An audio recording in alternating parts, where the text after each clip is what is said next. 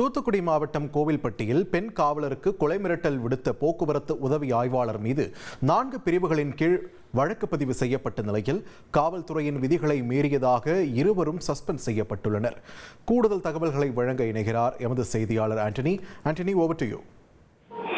வணக்கம். அதாவது தூத்துக்குடி மாவட்டம் போக்குவரத்து பிரிவு காவல் உதவி ஆய்வாளராக வேலை பார்த்து வந்தவர் செல்வகுமார். அதே பிரிவில் இந்திரா காந்தி என்பவர் காவலராக வேலை பார்த்து வந்தார். இருவரும் நெருங்கி பழகிய நிலையில கடந்த மாதம் 17ஆம் தேதி நடு ரோட்டில் வைத்து சண்டை போட்டுக் கொண்டனர்.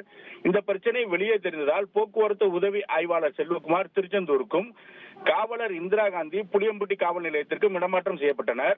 இதற்கிடையே இந்திரா காந்தி மொபைல் போனுக்கு தொடர்பு கொண்ட செல்வகுமார் கொலை மிரட்டல் விடுத்ததாக கூறப்படுகிறது. இந்த பிரச்சனை குறித்து கோவில்பட்டி கிழக்கு காவல் நிலையத்தில் இந்திரா காந்தி புகார் அளித்தார்.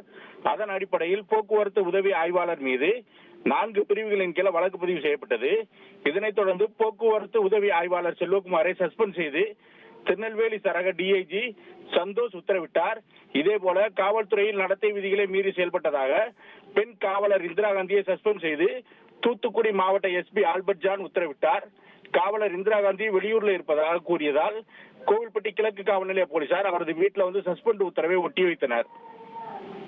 நன்றி ஆண்டனி, உங்கள் விரிவான தகவல்களுக்கு. இனி செல்லும் இடமெல்லாம் செய்தி. தந்தி டிவியின் வாட்ஸ்அப் சேனலை ஃபாலோ பண்ணினா செல்ல இருக்கும் இடமெல்லாம் செய்தி. இதோ QR கோட் இப்பவே ஸ்கேன் பண்ணுங்க, ஃபாலோ பண்ணுங்க.